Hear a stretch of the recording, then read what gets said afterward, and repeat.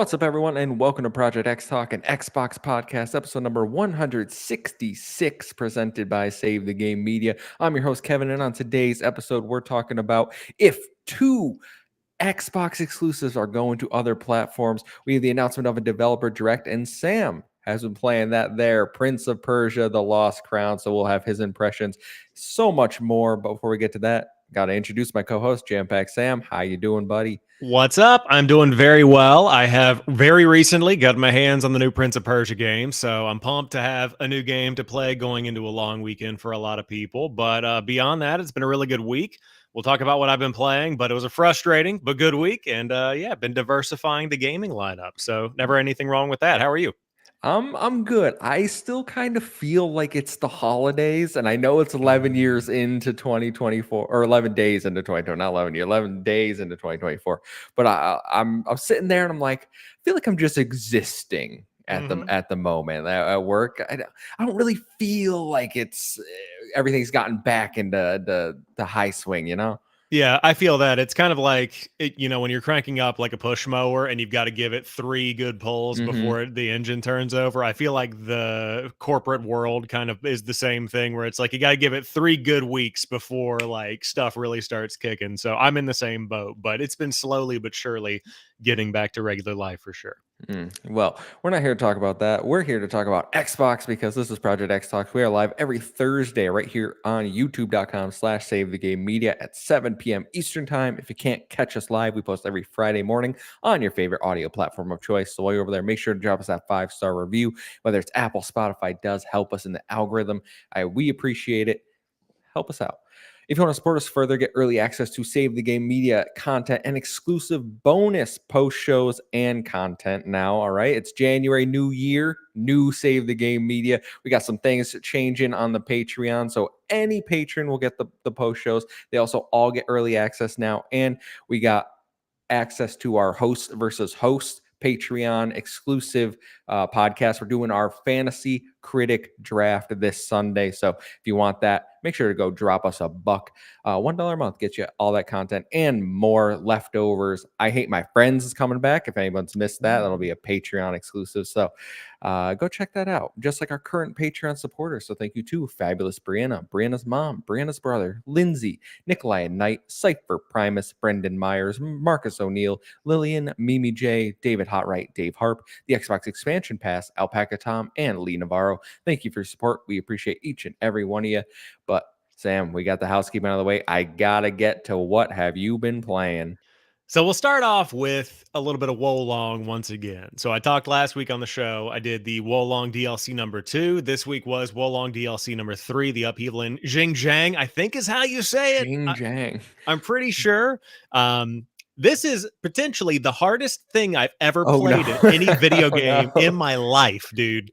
I played the final boss of this thing. His name is Whatcha for 3 days. I'm talking about like I'm playing for like probably 2 to 4 hours a day. I was just grinding this boss and or grinding other levels to try and beat this boss. Like it was painful, dude. Did you beat it? I did. I have beat it, but like it was one of those things. I was doing a live post every time on Threads as I was going through like Liza P, and then I would get to Wolong, and I would look at my Apple Watch to see my heart rate. And so on Whatcha, I'd been playing this boss for like 3 days straight. Finally got it. Like at the very end, look at my heart rate on my Apple Watch. Keep in mind, I work out every day. 110. Yeah. My heart rate's at 110. So, anyways.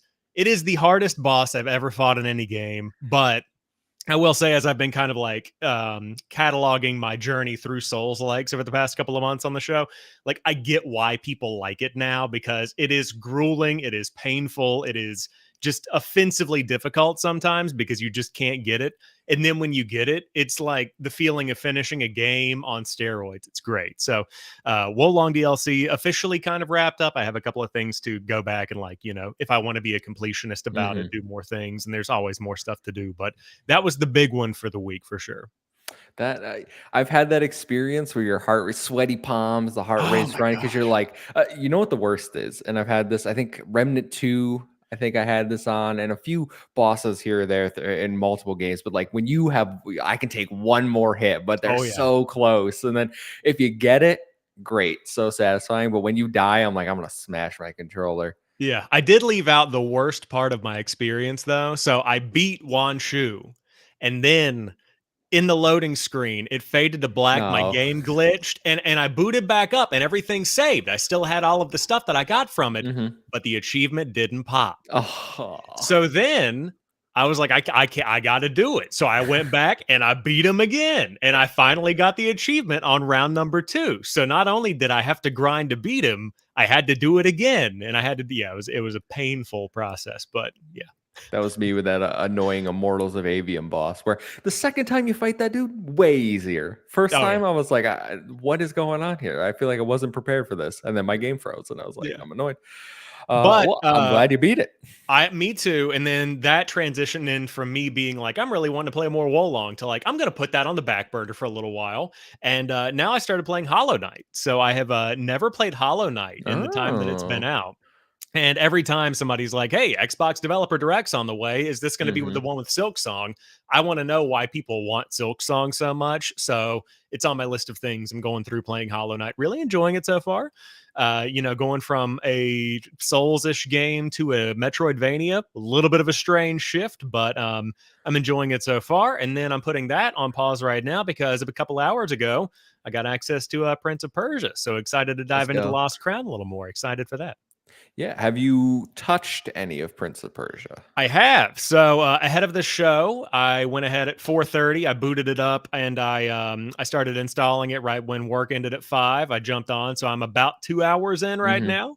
Yeah, I can share my impressions now or later in the show whenever you Nah, want. go for it. Let's do it now. I want to hear about all about Prince of Persia because I read some reviews and the game is getting pretty glowing reviews so far. But I gotta Yeah. hear it from you. What's going on with Prince of Persia? Yeah, so to preface this, I'm not typically like I'm not a hardcore Prince of Persia guy. I wasn't back in the day. I know like I got into Assassin's Creed around the time that other people are coming off of Prince of Persia. So I kind of grew Mm, up more with Assassin's Creed in the way that some people grew up with Prince of Persia. But going into this one, totally clean slate. As a disclaimer, Ubisoft gave me a code for this. I'm part of the Ubisoft Creators Program, so thank you to Ubisoft for sending that my way. But so far, really enjoying it. I think that it's got a lot of elements of a good Metroidvania in there, and it's not. And I'm playing on normal, by the way. And I will say it's not like a baby game. The art style when you first look at it can be kind of like, oh, it looks kind of cartoony, might be a hmm. little bit more entry level Metroidvania. You definitely have to know your timing of like some of the battles and the way that the combat is. And there's also a lot of game there, but it's very accessible, lots of areas to explore so far. And I'm just now getting into what I would consider to be like the third area, I guess, which is like where you get out of the main area and then you kind of start your exploration and things like Hmm. that. But one thing I do want to say going into it is that there is one feature that really stood out to me, and that's that you can turn on a guided mode and it's in the accessibility menu. And so, Oh. if you don't necessarily want the Metroidvania experience where you have to explore the map, figure out where you need to go, and kind of progress naturally through the game, you can turn on guided mode and it puts an icon on your map that it will tell you where you need to go, the objective you need to get to. So, if you're looking for more of a linear experience, that's an option there so that you don't have to feel like you're just wandering aimlessly and kind of going through the motions. And some would say that takes away from the Metroidvania element of it, which it does. But also, I like that it meets the player where they are and it gives you the option of how you want to play the game. Right now, I have the guided mode on just because I want to kind of get to some of the story beats and then go Hmm. through. And you can also turn it on and off at any time. So it's very up to you on how you want to play. So I really appreciated that. I think that would be very helpful for me. Like I like some Metroidvanias. It depends on like I honestly feel like the ones that I enjoy the most are the ones kind of that guide you a little more and not the ones that are like you have this new thing. I hope you remembered where that door was 3 hours ago because now you need to go find that. So Yeah. for me that sounds like a positive. I've also seen there's a bunch of accessibility options in this game from what I've seen. There's one where if you struggle with platforming, you can warp through Hmm. all the difficult platforming sections. Yeah. Um, that's and I saw you could change the parry timing too. I hate parries, as I've said before. Worst mechanic in video games. All right, we don't need parries. Okay. Yeah, see, coming off of Wolong and being the guy that I am, the parrying is fun because I have to learn all the different enemies and stuff. But yeah, the warping is really good. And then another thing, talking about just making it a little bit more accessible for non-Metroidvania fans. And I don't know if this is something that exists in other games. I'm just now getting into that same way I'm getting into Souls-like games. Um, but whenever you're in an area, you can push down on the D-pad and it takes a literal screenshot of the area and it'll save it on your Oh. map. So whenever you're like, this is a point of interest, and you can do 15 of them. So they're trying to limit how many you can do just to Hmm. not keep things cluttered. But if you see like a chest that you know you're going to be able to get when you get like a double jump later on or something, and you unlock an additional ability, you can have that screenshot so that you don't just see a marker on your map and you're like, what did I find there? And then you have to go back. You can find that without having to navigate. So that's a good feature. That's awesome. Yeah, yeah, yeah. Now I was, what was again? I was going to ask you something about Prince of Persia specifically. Oh, I hear you're not playing as the Prince of Persia. Is that true? Like, what's the story beat so far? Yeah, you are not. So the high level overview, I need to Google the guy's name and I can do that momentarily. But in short, the story starts off and there are these seven immortals and they're pretty much defending Persia. People are going to roast me in the comments because like, I'm paying attention, but I'm not a big Prince of Persia guy. So, Hmm. um, seven immortals, you're one of the immortals, you're the youngest of this group, and so you've just beaten this first boss that's basically your training thing. But then as the story unfolds, events go down, you've got to save a significant figure and it kind of becomes like this Mario Peach situation. And so that's kind of the setup to it without Okay. getting too spoilery. But yeah, you are not playing as the prince. Again, as somebody with not a lot of background in this franchise, doesn't really matter. I think they set it up really well, and the story so far is really, really engaging beyond what I would expect going into this game. I think that it's got a lot of good beats to it so far in the couple of hours that I played, and it's got me wanting to play more, so that's a good sign. Awesome. Awesome. Are you playing it on Xbox? I am playing it on Xbox. Yeah, playing it on the Xbox Series X. Loading times are awesome. Trying to think of other things I could say. The You doing boss that fight so far. 120 FPS? You got that going Well, on? my TV only goes to 60, so Ah, yeah, I'm one of those guys. But eh. well, I mean, you can't see over 24 FPS, right? That's what But I'm that's what told. I've heard. I Yeah. can't confirm, but Yeah, yeah. yeah. Well, but I kid. It looks really great, runs really great, and I'm excited to play more of it. So I'll definitely share more thoughts in the week ahead as I probably roll some credits on that before the next week's show if I get the time to do that. Awesome, awesome. Yeah, I've heard it's about 20 hours, so you Mhm. should have a good amount of time before Yeah, next week's show if you haven't yeah, beat it. definitely, definitely. That's awesome. Well, everyone stay tuned for more thoughts on that. I have played a few games this week. I'm kind of in that period where I'm waiting for the big releases. Like Infinite Wealth is coming out in about 2 weeks, and then Grand Blue Fantasy Relink, and then Persona 3. Like I am about to be crazy busy. So I'm like, what smaller titles can I knock off my list before the crazy JRPG time consuming ones come out? So as I said last week on the show, I was gonna boot up Ukulele and the Impossible Layer. That was gonna Ah, be my next one. I was like, all right, I just did Eternites, which was like a smaller JRPG. I want a 3D platformer type, or not a 3D. I want a platformer type experience. And I played about 2 to 3 hours and quickly realized I don't like this game. ooh, and what was the um, reasoning behind that? What made you finally put it down? I think it feels very clunky to play. Mm, I really liked the first ukulele. Like it's basically a Banjo Kazooie clone, and everyone knows my feelings about Banjo Kazooie, but I like that. And then we get to this where it's it's kind of more difficult. Like the level design is meant to be hard, and I can look past some of that. Like some of the levels were challenging, but not overly difficult. And then you get to it just feels sluggish, like the movement. He doesn't move as fast as like say a Mario would, where you're like mm. gliding through the levels. This is like, oh, I have to stop, take this elevator, turn around slowly. His jumps aren't as precise. So I kind of dropped off ukulele pretty quickly, unfortunately. Yeah, well, that's all right. I mean, games are meant to be enjoyed. I know that I played the 3D platformer one briefly just to check it out. I think it was one of the games that I tried on the cloud streaming through Game Pass back in the day. But yeah, I mean, if you're not enjoying something, it's all right to put it down 100%. Yeah, and maybe I will go back to it at some point. Like there were things about like I think the overworld is really good, and the way you can like change levels by interacting with the overworld. Like you can freeze the actual level select thing that you stand on, and then when you go into it, the world will be like frozen now. Like there are cool elements there. It's not doing it for me right now. Maybe someday, but yeah, sorry, Ukulele and the Impossible Lair. Glad I only paid $3 for you though. Cool. What a how will you Yeah, how financially will I recover from recover? How will I this? recover? Yeah. So I was like, what can I play in the meantime? And so I booted up Ratchet and Clank Up Your Arsenal on PS Nice. Plus as I continue my journey through the old Ratchet and Clank games. And so far, I'm over halfway done. I'm maybe like 70%. So this will definitely be done before next week. This game is so much better than Going Commando. Like I know Nice. Going Commando's 2 and this is 3, but in my experience, this is closer. We're getting closer to the Ratchet experience that I really enjoy. They took out a lot of the annoying mechanics from Going Commando, like the space combat, which was terrible in the last one. The difficulty seems very reasonable in this game. I like the weapons a lot more. It's just an overall better experience so far. So I'm planning to wrap that one up in the next couple of days and just have only I think 5 more Ratchet games that I want to play through this year, which most of them are actually pretty short, like a few hours at Yeah. most. Yeah. So Cool. Yeah. I remember really enjoying Up Your Arsenal when I was a kid. That was one of my favorite that's a, ones. Think about it. everyone's like Up Your Arsenal's the best one in a lot of people's books. Yeah, I don't know. I'm partial to the original Ratchet and Clank personally, but Oh. that's probably the nostalgia talking. However, there's something to love in just about all of them, I think. Yeah, okay.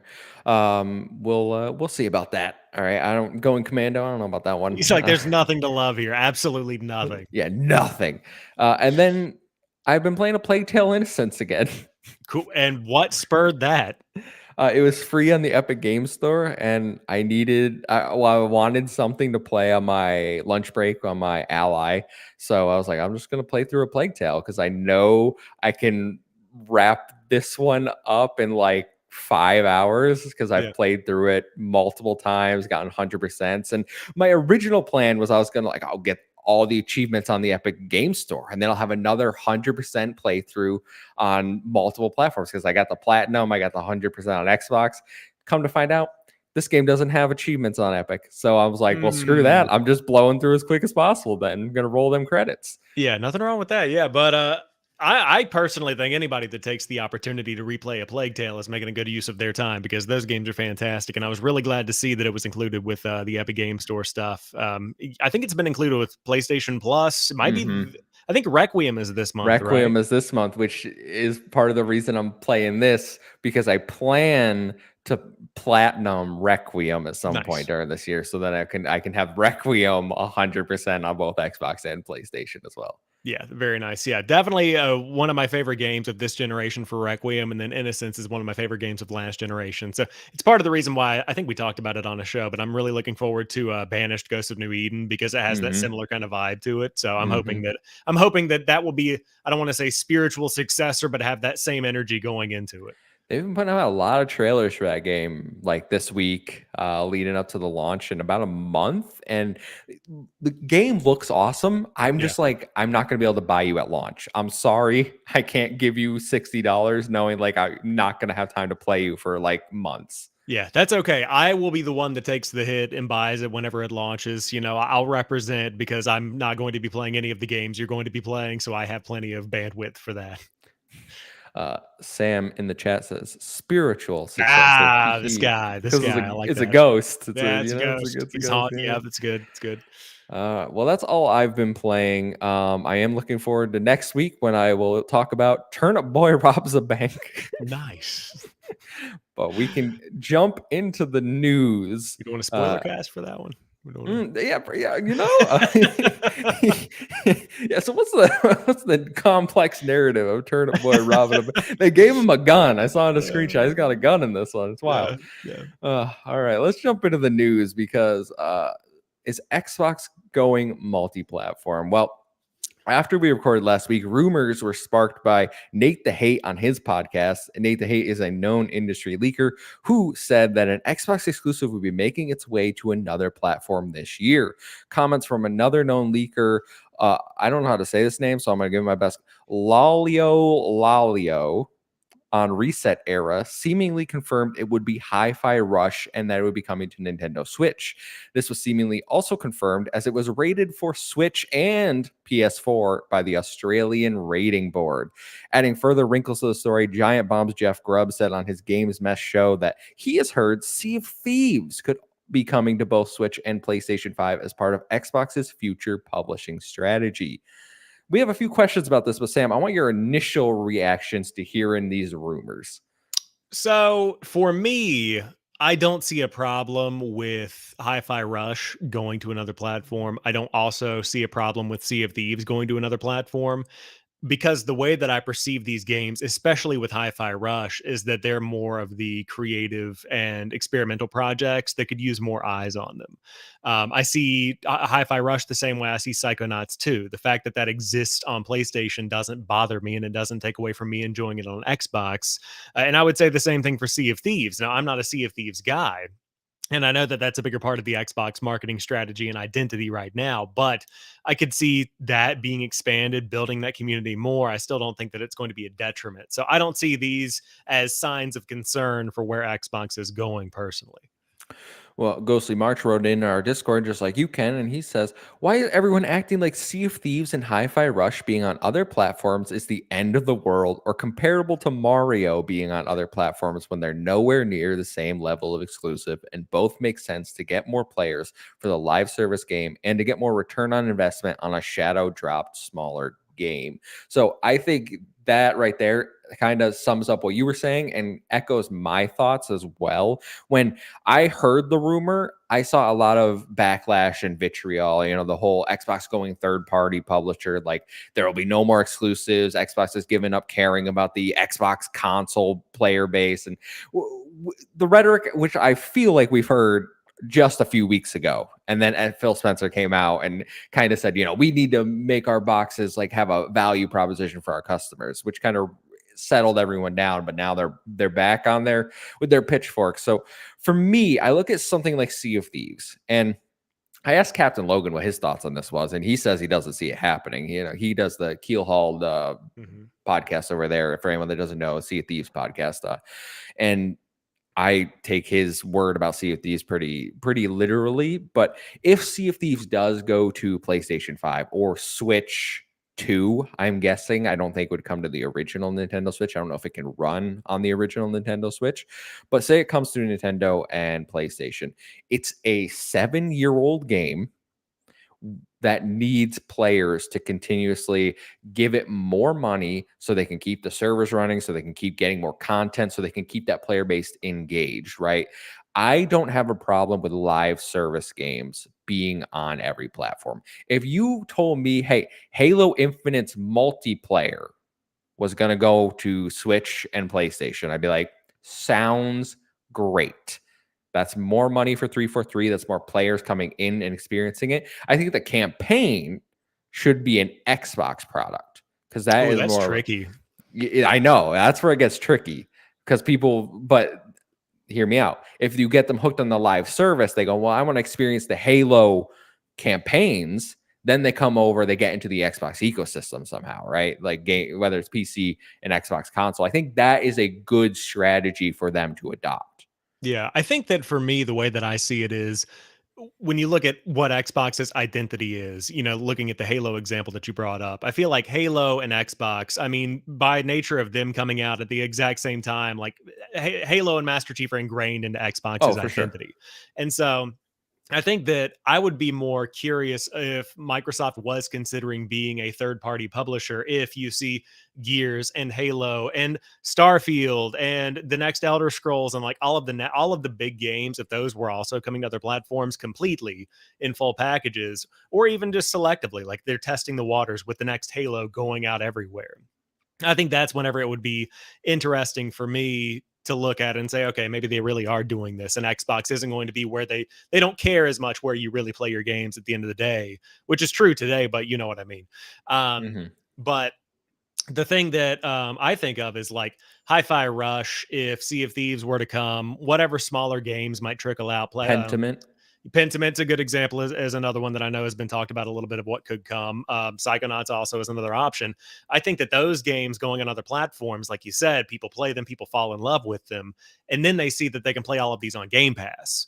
And so then that's where the value proposition comes in of, sure, I can play Hi-Fi Rush on Switch and pay $40, but at the same time, I could pay 10, $15 a month, whatever the console or ultimate they want, version of Game Pass they want. They can just pay that and then get access to way more than that and become a bigger part of the Xbox ecosystem. So it's kind of like a free trial Mhm. without the free part, I guess, is the way that I see these ports, potential ports. Yeah, I think a lot of people have jumped to the conclusion that Game Pass isn't a big enough draw to get those consumers to into the Xbox ecosystem, to get them to purchase a series console, to get them to purchase Game Pass on their PC. And instead they would just be like, well, if you're just going to bring everything, I'm just going to buy it over here.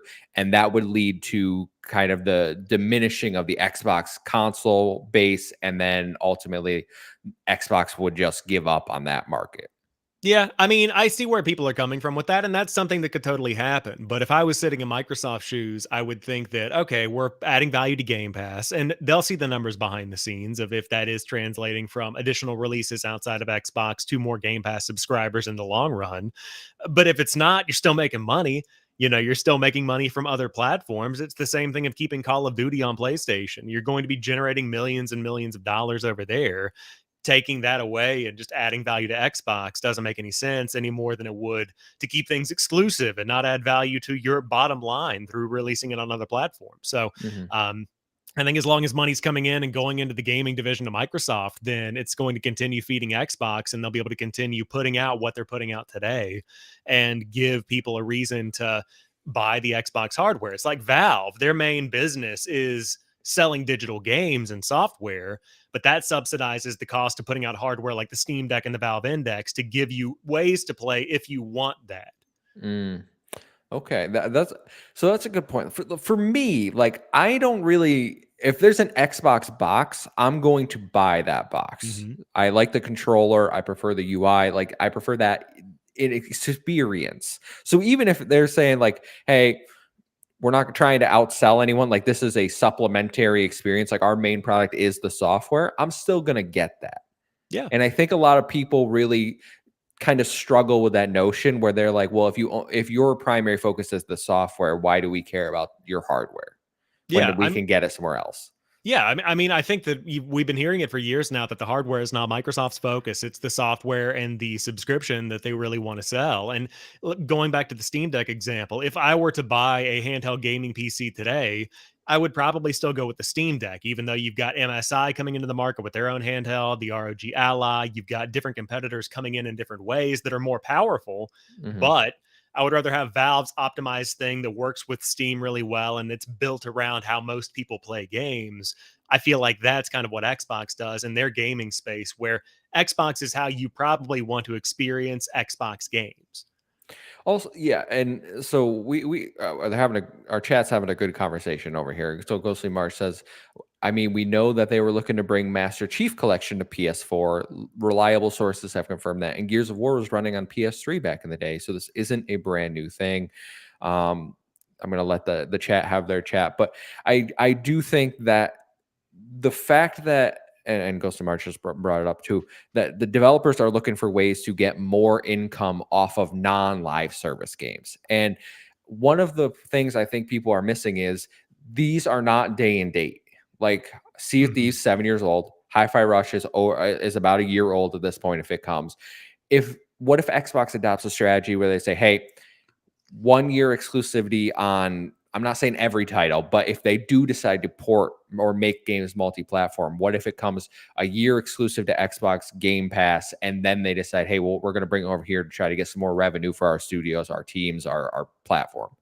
Yeah, I mean, I think that that would be fine by me. I think that that still provides value for the Xbox community, especially through Game Pass. And beyond that, I mean, thinking about games like Grounded, I think it would be great to see those spread outside of Xbox to come to PlayStation, and especially with Grounded on Nintendo Switch. I I think think that would Grounded be would be great. great on Switch. Yeah. Yeah, I mean, that just feels like a good fit for the type of community that's over there. And ultimately, Xbox has so many good projects that are in the works, especially with games like Hi-Fi Rush, that I want more people to play them. And I would also ask the question of how different is it really between PlayStation putting out God of War Ragnarok on PS5 and then a year or a year and a half or two later putting it out on PC? Same thing they're doing with The Last of Us. Like porting games to consoles and then bringing them to PC is not something that's unheard of. And it's still in Sony's eyes, for example, a Hmm. competing platform. I mean, that's shifting a little bit, but it just gives you more ways to bring your games to more people, and I think that's just going to generate revenue that's going to grow these games and these gaming businesses even more. So I don't see a problem with it. Yeah, it's interesting because I don't remember. We're not going to talk about the Insomniac leaks, obviously, and I don't remember enough. But I know that there was a slide in there about that sort of data where they were talking about like how much money they make from their PC sales and whether it's they need to get it closer to day and date or like limit the time frame. So I'm wondering, is that a worthy investment? Like Xbox, we know brings their games, console and PC day and date. So I want to know the metrics behind like, is this a test? Are they putting Hi-Fi Rush out and maybe Sea of Thieves out to see like what do the metrics look like if we bring our games a year after the fact? Does it actually influence people to come subscribe to Game Pass for more games? Does it increase, like, do the sales do well over there enough to justify having it on both platforms after that time frame? Yeah, and then also the question I would ask, looking back on something like Cyberpunk Phantom Liberty last year, where it was a big DLC and it was in some game of the year conversations. But the fact of the matter is, I mean, even going back to like when Cyberpunk 2.0 update dropped last year, it's the update drops. A lot of people come back to check it out. And I feel like that same thing happens whenever some game gets ported to another platform. So, like, whenever Spider Man, for example, came over to PC, people on PS5 saw those PC trailers, and I don't know how many there were, but I guarantee you they saw a spike in their data of, oh, people are going back and checking it out. So, whenever, if ever, Hi-Fi Rush lands on Switch, it's going to get a marketing trailer, it's going to get news coverage, it's going to get on Twitter, and people are going to be talking about it. Hmm. And then you'll see not only the Switch sales pop up, but then all of a sudden, Xbox Game Pass subs might see a bump. People just buying it on Xbox will see a bump. It'll be that marketing push that helps every version of the game rise up a little bit. The question is how much, and is it viable for Xbox to continue doing that monetarily? Yeah, or is it even worth it to develop those ports? Like, are they going to Yeah. see a significant return on that investment versus like, let's just save the money and keep it on Xbox? Like, it's not worth. We're not making that much more, you know? Yeah, there's that opportunity cost there of like how much does it cost to develop, like you said, and then how much money are we really making? Like if you bring Sea of Thieves to PlayStation and 1,000 people buy it, was it worth the time that went in to make it run and set up the servers and things like that? So yeah, Sam in the chat says it's a very tricky PR situation for them, whichever way you spin it, in my opinion. I agree. If they will have to communicate this, I think, to the Xbox community at large, about and if that's just it's a case by case basis, people are gonna have to accept that. Yeah, I mean, I think that's what they've been saying all along with it. And over the past couple of months, as social media has changed a lot, I've really found a lot of joy in just being along for the ride, because people getting riled up online is not going to change the strategy of Hmm. how Xbox is executing over these things in the next couple of years. Now, if it is a big enough flop or like PR debacle, yeah, it definitely will. But see what happens. Have some faith. It's going to be all right. Keep playing your games, having a good time. That's what all this is about. Uh, Ghostly March, do you think they say anything about it at the upcoming showcase? No, I don't. No, I don't. I think that, especially the developer direct, I don't think we see anything about that specifically. But beyond that, I think that this will be one of those. All of a sudden, you wake up on a Tuesday and Sea of Thieves is on PlayStation and Hi-Fi Rush lands on Switch. Like I don't think this is something they would bake into the way that they're communicating what's coming for Xbox, because you still want that to be about Xbox. You know, if anything, Nintendo Direct would be the announcement for Ooh, this. very good I call. I could think easily see that. And there are rumors of a direct coming up in like there's always Direct in February for sure. yeah. Yeah. Yeah, I could easily see that being the case. I think that makes a lot of sense. Sam Heaney actually wrote in on Discord, like you can link down below, says with Microsoft buying multiple publishers in a short time span and suggestions that they're far done from acquiring, it was all but inevitable that the more that more of their ever-growing portfolio would need to go multi-platform. Whilst claims of them going full third party in the near future seem to be a stretch at best, what do you think about the optics in terms of contradicting statements from Tim Stewart and Phil Spencer, coupled with the general sense that more and more games from Xbox's library could eventually reach other platforms? Could all this ultimately damage Xbox console sales and or brand reputation further? Where do you think the cutoff is, if any, in terms of porting their exclusives? As a tangential, unintentionally spicy question, do you think that there's a world where we see where Starfield hits PlayStation in a year or two to boost sales when the Game of the Year edition with all the DLC comes around? So we talked about a little bit of that, but what I want to, where do you think the cutoff is, and then the Starfield question? I think the cutoff is it's kind of what we were talking about last week, I think, where Xbox's identity currently is variety. But there's also that variety in that it's Halo, that it's Sea of Thieves, that it's Gears of War, that it's Avowed, that it's Elder Scrolls, that it's Starfield. And so they're starting to build this repertoire of games where you can identify them and correlate them to Xbox. And so what you don't want to do is get to where you're putting out so many of your games and so many different platforms that you aren't able to correlate what is Xbox anymore whenever somebody just looks at something that isn't listening to this podcast, that's just a general gaming person. And so I think that they're going to pick their core pillars. I think the Master Chief isn't going anywhere. Like, he's part of the identity of Xbox. Gears is probably in that mix as well. But to get to the latter part of that question, it's a really good question about Starfield because it was an expensive game to make. And I don't know if they are netting out the way that they thought that they would with the long term, tail on Starfield. But I do think that if they invested in Bethesda and they made the choice to make those games exclusive to Xbox, optimize them for Xbox, then they'll probably end up sticking with that plan, and Starfield stays an Xbox exclusive. And that's one of those ones that adds value to the Mhm. Xbox ecosystem exclusively, because it would be such a debacle. It would almost seem like a surrender on social media to see Starfield come to PlayStation. And I don't think that they really want to do that. And also, would it even sell well anyway? I don't know. After we've spent not a year, but 6 months of fanboys telling me how trash Starfield was, and they're glad Yeah. they don't have it on PlayStation. Would they actually want it over on PlayStation? I'm sure a lot of people would want it on PlayStation, but where I draw the line, this is a hard question. I think what you were saying, the OG franchises, the Gears of War, the Halo, the Fable. I know down in Mhm. my mind Fable will most likely be an exclusive. I think if it is a case by case basis, it's gonna be after the fact. It's going to rely on things like critical and commercial reception. I think Starfield probably did well enough that they see that as something that is a draw to the Xbox ecosystem. Like, I know people that have said, like, I bought an Xbox for this game, and whether they like the game or not, like, they made that decision. They got into the ecosystem. And we know it's had 13 million players with an average playtime of 40 hours, right? It has DLC coming. They saw an uptick in Game Pass subscribers. Like, I think Starfield, despite not getting the 90s, the game of the year, the game of the generation, as people were wanting to call it, I think it still is a success for Xbox in the long run because it is a great game for their platform to have. Now, I think something like Hi-Fi Rush, which had the critical success, but the commercial success of, I think it was 3-ish million, that is a completely different story where they can look at that and say, let's get some money back on this smaller $30-$40 title. So it's not really apples to apples for me. Now, I see people bring up, like, well, what about Hellblade? That's more of like a niche thing. I think the original one had 7 million players across all platforms, right? Hellblade 2, is that going to eventually go to other platforms? And my initial reaction is no, I don't think so. Just the way they're propositioning Hellblade as like a all-star in their next batch of games.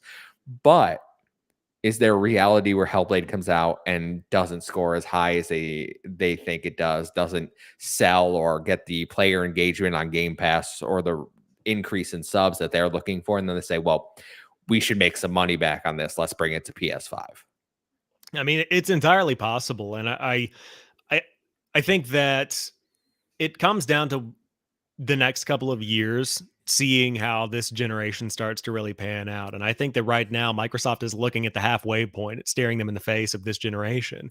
And so they've got to assess the data and say, okay, we focused on Game Pass, we've doubled down on growing that subscriber base, and we have done the exclusive thing up until now. And we've got these case studies of Starfield at that point. We'll have Hellblade, probably Avowed, Halo Infinite, Forza, multiple Forza games at that point to be able to assess and say, okay, if we were to do X, Y, and Z, what's the brand impact of that?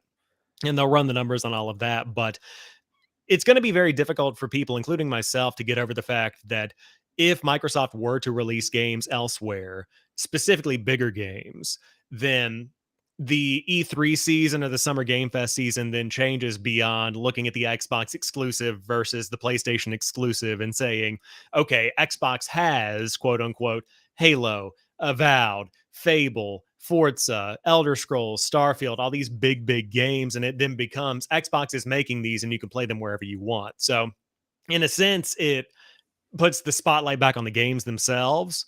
But then it also goes against how we've been brought up to be able to say this is fighting against this Mm-hmm. Xbox versus PlayStation. So it takes a psyche change in the way that people think about how games are made and how they're put out. And I don't know if we're able to like process that really well right now in the way that things are online. I like this comment from Ghostly March in the chat. Would Sony even want all the exclusives? Like, why would Sony want Forza, for instance, when they have a competing brand in Gran Turismo?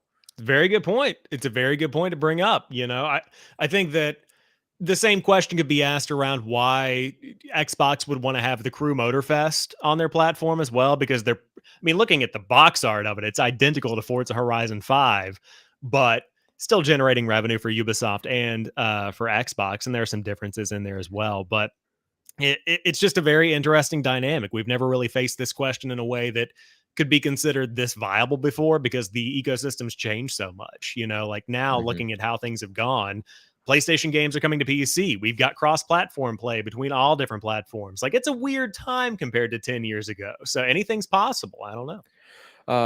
Ghost of March did write in with one last question. He said, from the other side, why do Sony players especially act as if they are entitled to all of these games, yet the mere thought of their exclusive games coming to PC was enough to outrage them? What's with the double standard? Yeah, I think that's just the online culture, you know, like things have just become so polarized over the past couple of years that you've got the Sony ponies versus the I hate Xbox it, and man. things I like hate all of it. these. It's not real. The internet isn't a real thing. Social media isn't real. Those are the most hardcore of the hardcore. And I think that at the end of the day, the people that are actually booting up their PlayStations and playing instead of spending time on X or Twitter or whatever, those are the ones that are like, okay, who really cares? I don't think it's that big of a deal, but yeah, that's just the way people are online. Yeah, no. So like they obviously I understand some of the, well, I want that because Xbox bought the publisher. It's things that, like, if they hadn't bought them, it's games they would have maybe had. But the other argument is, well, Xbox funded those, so were they going to make those previously? You know, it's it's one of those arguments that is just kind of dumb. Like it's hypotheticals. Live in reality. It is what it is. You don't need to be upset about what could have been. That's Yeah, where yeah. I say. I mean, whenever the closest thing that I've really come to that is whenever PlayStation acquired Housemark, and I was like, oh, I really like the potential for Housemark games to come to like the option there. And then whenever they closed that deal, I'm like, oh, well, that's a PC PlayStation company now. And it, like you said, it is what it is. You got to accept reality, and that is something that is harder to come by these days. So yeah, it is what it is situation all around. For sure. Well, I think that's enough talking about that. We will wait to see if we get any confirmation about either of those ports coming to the other platforms. But Xbox did have another piece of news this week. They announced a developer direct. So next Thursday at 3 p.m. Eastern Time, the direct will give more information and a deeper look at Era History Untold from Oxide Games, Avowed from Obsidian, Senua Saga, Hellblade 2 from Ninja Theory, and a gameplay reveal for Indiana Jones from Machine Games. Sam, obviously the direct has not happened yet. It'll happen before we go live next Thursday. So we'll have the recap afterwards because I'm at work and can't live react to that, people. But what are you expecting from this? They kind of I think they set the expectations, but how are we feeling? I mean, I really think this is like it's a great circle of games. Like it's like an Indiana Jones in this great circle of games. I don't know if you've seen the news on the potential. Okay. Yes, I'm I like, he what keeps saying circle. Yeah, I I think he's wanted to make trying sure to. that the joke landed, but Yeah, yeah, I mean, I'm excited to see more of it. I'm shocked that we are getting Indiana Jones news. I didn't think that would be a developer direct thing. Um, but I'm excited about that more than anything because Avowed is kind of like a known quantity at this yeah. point. The era, cool, It's a what RTS game. yeah, don't really care about that one. But when you look at Indiana Jones, you're like, okay, now we're kind of seeing what Machine Games is working on, finally getting the identity of this thing, maybe getting a setup to it. But really excited about that. And then of course Hellblade 2, again, a known quantity. We pretty much know what we're getting at this point. It's more of like, what's the release date? When are we getting it? Yeah, first of all, I think this is exciting because the lineup of games here is pretty stacked. Like Yeah. big things that we needed to know about this year. So I honestly, if we don't get release dates or at least like a season, like fall for Hellblade and Avowed, I think are pretty good safe bets for like this is when it's coming out this year. Indiana Jones is a surprise for sure because I didn't know it was going to be this far along in development. We know from that leaked Bethesda roadmap, like it was supposed to come out last year. Apparently, it was like, which was like all the dates are wrong on that anyway. So the current rumor, and I've seen this from Tom Henderson, Insider Gaming over there, that says Machine Games is actually planning to get Indiana Jones out this year. I mean, I think that it's possible because looking back at 2023, I checking out what they focused on there. I mean, we had the ESO thing, which we have another Elder Scrolls Online thing coming after this, but Redfall, Minecraft Legends, Forza Motorsport, and then we had Hi-Fi Rush dropped, but uh all those games came and went. So if they're setting the expectation that the developer direct is going to be stuff that you see in the next calendar year before the following developer direct, then it seems possible. I think that's super soon for Indiana Jones compared to what I'm thinking. And then that also, if that is the case, just pie in the sky, yeah, it's coming out in November or whatever for Indiana Jones. Are we going to see a developer direct next year where it's going to be on like Perfect Dark and these games that are like in development in perpetuity? Mhm. But it's like, oh, finally, like we're actually getting them. I thought they would just be in developer hell forever. That would be neat. It's awesome that Indiana Jones specifically wasn't one that anybody expected to Mhm. actually show up for this announcement. So if this does get a 2024 or holiday 2024, I think that's huge. Like Xbox this year just went up a level, and it's not because I think like I think Hellblade and Avowed on their own is a pretty good year for Yeah. Xbox from what they're looking to be. But I'm not saying like Indiana Jones raises the level because I think the IP is world known and amazing. Like I don't care about Indiana Jones, like the movies. I don't. The IP does nothing for me. But if they show me a good Machine Games Yes. game, then I'll be in. I don't care if you're playing as Indiana Jones. Like show me gameplay that is enticing. That is like, oh, this game looks fun to play. That's all I need. Yeah. What I want is like the more that I think about Indiana Jones, the more excited I get about it. And I grew up watching the Indiana Jones movies, but I'm not like waking up every day thinking about Indiana Jones. At the same time, if lights fade, Indiana Jones logo flashes, circle, whatever the whatever the title is. But you have like an Uncharted level of quality of the gameplay. Like it is Indiana Jones, Tomb Raider, whatever that looks like, but just something that has that high fidelity. And it's not about Indiana Jones. It's about the adventures that Indiana Jones goes on. And you don't have to rely on the old IP. That's just a Hmm. name. It's what you do with it that's going to really make a difference. And I feel like there's a lot of potential with that. Yeah. Place your bets in the chat. Spam wants to know if we think it's a first or third person. I think it's got to be third person. I can't imagine a world where you have an Indiana Jones first person game because so much of Indiana Jones is looking at the landscapes, looking at the caverns you're in, holding up a torch and seeing all of the light around you. I feel like that's got to be a third person experience. I'm putting my money down on third person as well. I think it would be a big mistake. Not to say they couldn't pull off a first person game, because I know Machine Games has a lot of experience with making good first person, but we need another third person narrative style game. Like, we're getting Hellblade, but Xbox has enough of the first person games. All right, like we just had Starfield, that was the big one. So Indiana Jones like has that iconic look. You want that to be on screen. You want people to know like that's Indiana Jones when they see a screenshot of you playing that game, when they see video capture shared on Twitter, like, oh, they're playing Indiana Jones, because it's so recognizable. So third person, if it's not something like Tomb Raider, Uncharted, I would be incredibly surprised. Yeah, and then as I was thinking about this, I'm like a machine games game, and I was thinking about what that means.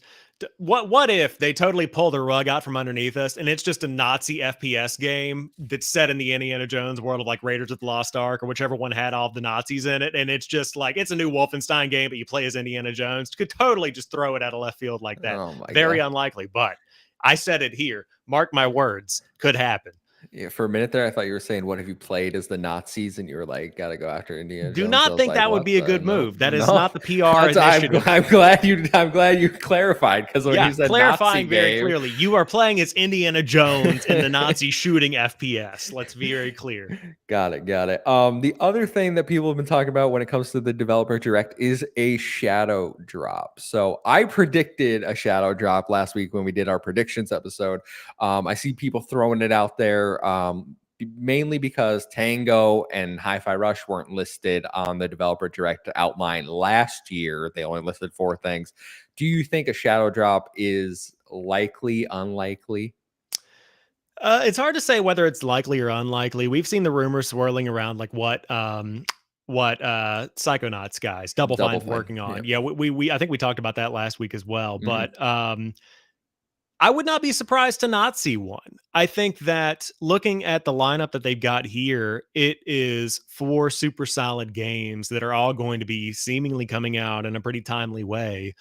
With last year, with it being Minecraft Legends and Forza and Redfall and then Elder Scrolls, I think that a surprise drop of Hi-Fi Rush supplemented that to the point that it was on par with what people expected. But if you come away with a really good looking Indiana Jones game, more info on a Hellblade release date, and then on top of that, you get those other bells and whistles of like, oh, sick, got this Aura History Untold game that's coming out shortly. Like those are good games to line up Hmm. to. And I don't think you need kind of a shot and then a chaser with it of a free, Game Pass drop same day. I also look at last year's direct, and while they're good games that they were highlighting, right, they weren't the big heavy hitters that Avowed and Hellblade like we're expecting. Like this developer direct, they're coming out and are like, these are our big games for the year. And now you add Indiana Jones to that, which is a surprise in itself. Like, my I think my prediction from last week is probably going to be wrong. I don't think we have a shadow drop next week. I don't think they're going to want to do anything to overshadow or take the focus away from potential release dates for the 2 titles, Avowed and Hellblade, and then maybe Indiana Jones, like their gameplay trailer. Like that's what they're going to want the talk of the town to be. Yeah, I would agree with that. I think that keeping it focused on what's coming up next instead of like what you can play today, I think that building that anticipation and saying, I mean, finishing it off with, and we're excited to share more in, a couple of months at the June, yeah. Xbox. Yeah, in June, we'll have more to share in the weeks ahead. I think that's how you build the hype up. And I think that there is more anticipation this year, I would say, for some Hmm. people than even last year. I mean, looking at Starfield, that was a big, big year. And then Forza, that was a big thing as well. But finally seeing the culmination of like Machine Games, Ninja Theory, Obsidian, like all of these things coming together, there's a lot of excitement there and they probably want to capitalize on that. Yeah, absolutely. Well, that is all we have for the news this week. Short, tight episode here, Sam. We will be back next Thursday giving you our reactions to the developer direct. So make sure to come back 7 p.m.